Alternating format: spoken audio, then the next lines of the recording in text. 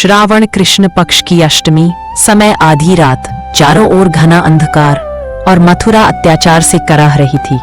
कंस के भाई से धरती कांप उठी थी और देवतागण केवल एक ही प्रार्थना कर रहे थे, हे प्रभु अवतार लीजिए, धर्म की रक्षा कीजिए।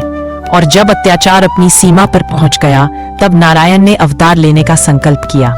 देवकी की 8वीं संतान स्वयं विष्णु होंगे। यह सुनकर कंस भय और क्रोध में भर उठा, पर ईश्वर के निर्णय को कौन रोक सकता है। जैसे ही अष्टमी की रात मध्य में पहुंची, कंस की अंधेरी जेल में अचानक दिव्य प्रकाश फैल गया।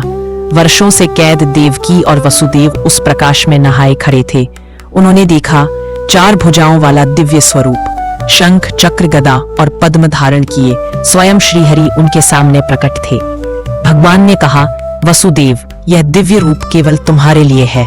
अब मैं बालक का रूप धारण करूंगा, तुम मुझे गोकुल ले जाओ, वही मेरी लीला भूमि है। अचानक देवकी की बेड़ियां टूट गईं, वसुदेव की जंजीरें खुल गई, जेल के भारी दरवाजे अपने आप खुल गए और पहरेदार गहरी निद्रा में डूब गए। स्पष्ट था, स्वयं भगवान मार्ग बना रहे थे। वसुदेव ने नन्हे कृष्ण को टोकरियों में रखा और बाहर निकल पड़े। तूफानी बारिश, तेज हवाएं, बिजलियों की चमक। लेकिन जैसे ही वसुदेव यमुना में उतरे, उफनती लहरें शांत होने लगी।